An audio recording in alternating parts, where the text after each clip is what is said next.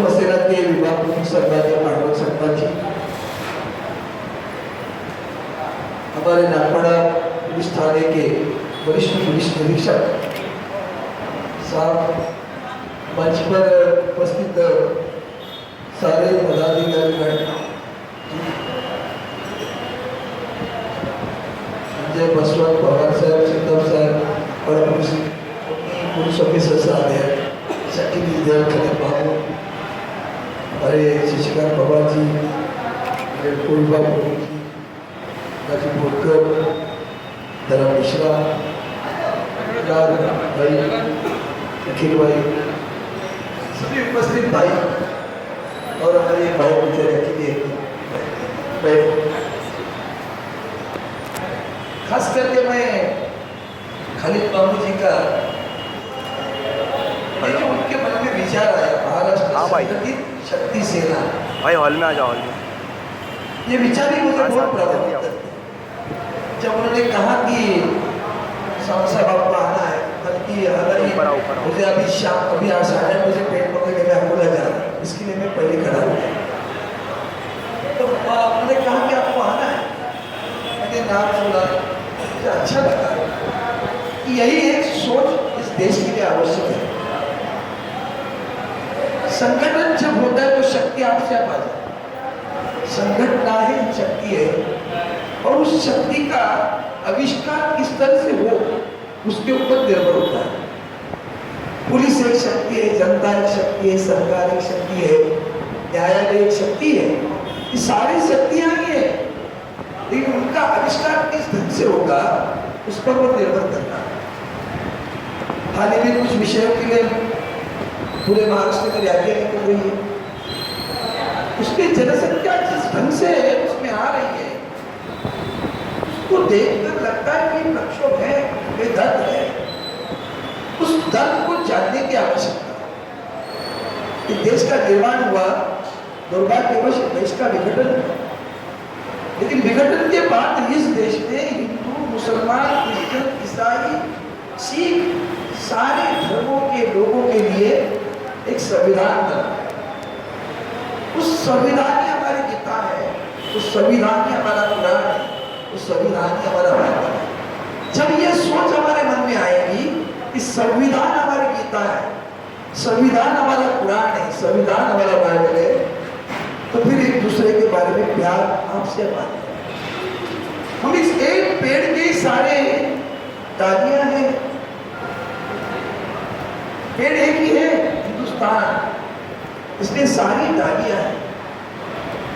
एक और शब्द वहां देखा मैंने, righteous war for piece and justice. I can not understand what war. जब हम कहते हैं कि न्यूक्लियर पावर बना दी है तो डर के लिए करते हैं, न्यूक्लियर पावर में सामने वाला भी डर गया, लेकिन न्यूक्लियर पावर का इस्तेमाल न करें। न्यूक्लियर पावर बनाई, दिल में क्या है कि हम सशक्त है, बनाना है, लेकिन हम इस्तेमाल नहीं करता है। संगठन ने भी ये सोचना है कि हम सशक्त है, ताकतवर है, लेकिन इसका बुरे काम के लिए मैं इस्तेमाल नहीं करूँ। भैया भूखने लगे, अभी चिंता न करो, अभी भूखने लगे, शांति रहो। चार लोग इकट्ठा है तो कितनी आवाज होती है, लाखों इकट्ठे आए तो क्या होगा। एक ही मैं इसलिए आया कि आज देश जिस स्थिति में जा रहा है, पंजाब पुलिस है, इसके लिए उनकी ही सराहना नहीं करना चाहता। सही है, मैं तो मेरे जो दादाजी थे, माँ के पिताजी भी पुलिस के थे, पिताजी के पिताजी भी पुलिस के थे, मेरे मामा पुलिस के थे, मेरे चाचा भी पुलिस के थे। तो पुलिस की फैमिली से बहुत गहरा रिश्ता है। इतना प्रेशर है, आबादी बढ़ती गई, पुलिस की संख्या उस प्रोपोर्शनेट में पुलिस में, लेकिन पुलिस क्या कर सकती है ये अगर सोचना है तो जनता क्या कर सकती है वो भी सोचना चाहिए। जनता अगर उसका आदर करे, कानून का आदर करे, भाई किसी को गुस्सा करे। हमने देखा बहुत सारी बिल्डिंग में वॉचवर्ड होता है, दुबला होता है, उसको क्या करना है, तो लापा मार के भी अंदर घुस सकते हो, उसके हाथ में कोई शस्त्र नहीं है, कोई तलवार नहीं, कोई लाठी नहीं, फिर भी वो बेचारा वॉचमैन वो क्या सुरक्षा जताएगा आपको। लेकिन जब वो वर्दी पहनता है तो हमें लगता है कोई तो खड़ा है भैया, वो एक डर है, वो आदर है। तो वर्दी का आदर रखना ही अपना सबका काम। हाँ, गलतियां तो वो भी कोई इंसान है, हम गलतियां कर सकते तो वो भी कर सकते हैं, इसलिए कानून को हमें भी निकालना नहीं। दोनों को एक दूसरे के प्रति आदर रखने की आवश्यकता है। हाल ही में मैं आया था नागपुर पुलिस स्टेशन में, गाड़ी घुसाई थी कि जब यहाँ हमारे आदित्य साहब वो दर्शन करने आए थे, लालबाग का राजा का यहाँ से जाता है पीछे के रास्ते से। आज आपने कभी सोचा है तो महिलाएं पुलिस बन रही है, बचपन में तो हमने महिला पुलिस नहीं देखे थे, बाद में महिला पुलिस आई, ऑफिसर आई। कभी जाकर देख लो कि पुलिस थाने में क्या महिलाओं को सारी व्यवस्था है। हम अपने कचहरी भी जाते हैं तो पूछते हैं टॉयलेट कहाँ है, रेस्ट टाइम कब होगा, लंच का टाइम कब होगा। 5 बजे निकलेंगे, घड़ी के बाद जाते थे, 5 बजे चलो भागो, गाड़ी पकड़नी है। इनके लिए वो नहीं होगा, लेकिन इनके मन में भी ये भावना होनी चाहिए जब भुगतान नहीं कर रहे। हम जब जवान बनते हैं तो देश की सुरक्षा के लिए जब जवान बनते हैं तो हमारी जीवन की तो कोई गारंटी नहीं ना, कभी भी लड़ाई हो सकती, कभी भी मर सकते। तो ये मैंने मुझे टीवी पे बोला, हमारे पुलिस भी जवान है, एक सीमा की सुरक्षा करती है, एक देश की अंतर्गत सुरक्षा करती है, और दोनों दुनिया की सुरक्षा के लिए वो खड़े हैं। उनकी अभी क्या हो रहा है, हाल ही में कहीं जा तो पुलिस कर्मचारियों की फैमिली के लोग आ जाते हैं, तो महिलाएं पूछती है तुम्हारी सुरक्षा और करके उनकी सुरक्षा कौन करेगा। मैंने बोला भगवान ने उनको इसके लिए बनाया है, वो दूसरों की सुरक्षा करे, समाज की सुरक्षा करे, देश की सुरक्षा करे। अब आज बुलेट में कुछ गड़बड़ हुई, पुलिस के पास टेंशन रहते हैं, आप नहीं सोच रहे कितना टेंशन रहता है, इंफॉर्मेशन आ जाती है, तो वैसे ही वो ऑलरेडी टेंशन में और कुछ चीजें हो जाएगी तो गुस्सा भी कर जाता है आखिर इंसान।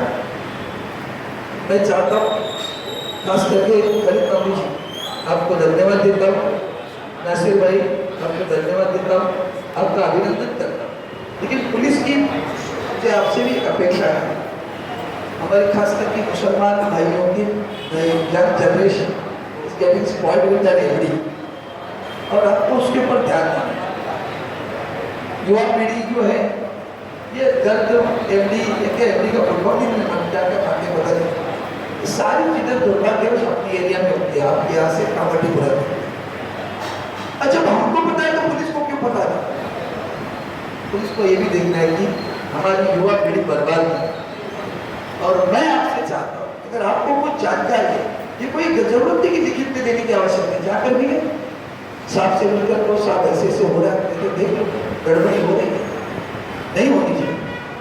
और ये संगठित शक्ति सिर्फ अपनी नहीं, हम और ये दोनों भी संगठित शक्ति है। और ऐसे होना चाहिए कि लोगों को लगना चाहिए, पराए लोगों को, कि भैया ये मत सोचो कि पुलिस है या कि पुलिस और जनता दोनों एक साथ है। जब देश के ऊपर आंच आएगी, विषयों पर आंच आएगी, अखंडता पर आंच आएगी, तो जनता और पुलिस एक साथ लड़ेगी। ये चीज इस पर उत्पन्न होने की आवश्यकता है, तो मुझे लगता है वो चीज आपके पास से निर्माण होगी। अब ये सिर्फ खाने के लिए नहीं, मेरी वजह से आपको कार्यक्रम जल्दी जल्दी करना पड़ रहा है, क्योंकि मेरा वो नियमित कार्यक्रम था, जाना है 8:30 बजे की ट्रेन है। मैं फिर दोबारा आप सभी को शुभकामनाएं देता हूँ। मेरा नाम खालिद है और तू सबका मामू है। मामू को ये देखना है वक्त के लोग आए, सही सभी लोग आए। मैं दोबारा पुलिस सारे पुलिस कर्मचारी अधिकारी वर्गों का अभिनंदन करता हूँ कि जिस ढंग से उन्होंने ये गणतंत्र के समय में सारा शहर शांत रखा। हम भी कभी कभी झगड़ा कर लेते हैं, क्या है आवाज़ के बारे में कम कर दो और तुम्हारा जमीन मुद्दा बैठ दो, हम सामने बोल रहे, ये कंपेरिजन होता है। People talk about this, why you are silent with other community people are banging on loudspeaker and we are banging on loudspeaker, you can't carry our machines immediately, but then you don't dare to do that, there you should be judicious। तो बुरा लगता है और ये आम और आप तक तय कर लेंगे, ये दुनिया को घुसने नहीं देंगे। अरे पैदा होना किसके हाथ में है? मैं पैदा तो इंसान ही हुआ ना, आप भी इंसान करके पैदा हो, मुसलमान के घर में पैदा हो इसके लिए मुसलमान, दलित के घर में पैदा हो तो दलित, और काय के दलित, सभी इंसान है। बाला साहब ठाकरे जी का सबसे बड़ा विचार, उन्होंने राष्ट्र के जमीनी जो सभी जो मेरे भाषण पार्लियामेंट में हर वक्त मैंने कहा कि बाला साहब ठाकरे जी ने शिवसेना का निर्माण किया, तब पहली बात पूछी थी तो जाति निर्मूलन की बात। अभी आजकल चल रहा है आरक्षण की बात, और कहा आरक्षण देना है तो सभी जाति वर्गों को देना है, सिर्फ एक ही चीज करो, गरीब और अमीर। इस देश में अगर कोई दो जात है तो एक ही जात है, एक अमीर की जात, दूसरी गरीब की जात। गरीब किसी भी जात का हो, किसी भी मजहब का हो, किसी भी प्रांत का हो, गरीब है, उसे हमें मदद करनी है। ये बाला साहब ठाकरे जी के विचार, अब नहीं, आज नहीं, कल, कल नहीं, परसों। अब जो हो रहा है ना, वो हार्दिक पटेल हुआ, इधर अभी जो कुछ चल रहा है, आखिरकार उधर ही सब लोग आए।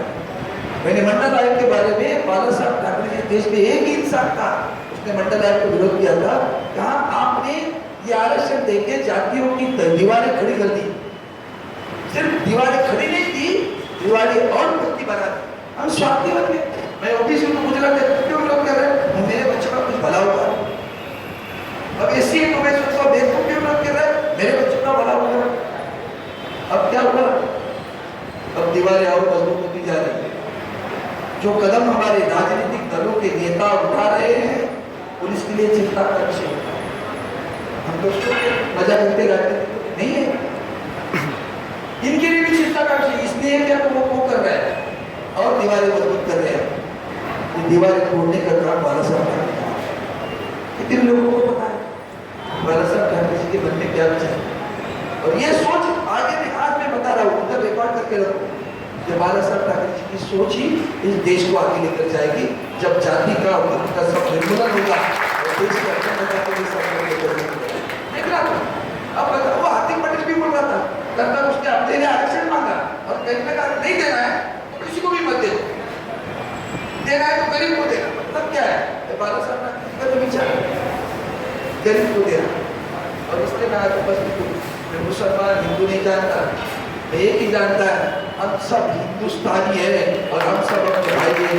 और हिंदुस्तानियों के कार्यक्रम के लिए मैं आया हूँ। आगे चलकर इकराम भाई ने कहा, इकराम भाई राम है आपके नाम, मेरे नाम में रहीम रखना चाहता फर्क पड़ता है। आपने कहा सभी पार्टियों में से जाकर आया हूँ, लेकिन बेटी अब दृष्टि नहीं, सभी पार्टियों में जाकर आए। एक बात बताता हूँ, एक ही पार्टी ऐसी है जो जवान की सच्ची है। एक बार जवान दी, बाला साहब कहते थे 100 बार सोचो बेटा, किसी को जवान दे रहे तो 100 बार सोचो, लेकिन एक बार जवान दी तो उसको पूरा करो। आज मैं जवाब दे रहा हूँ, मैं हर बार कहते रहता हूँ, मैं रिश्ता बनाने आया हूँ, तो लेकिन रिश्ता बनाऊंगा नहीं, रिश्ता निभाने भी आया हूँ। मैं कहता हूँ और आपको विदाई देता हूँ। जय हिंद, जय महाराष्ट्र, वंदे मातरम।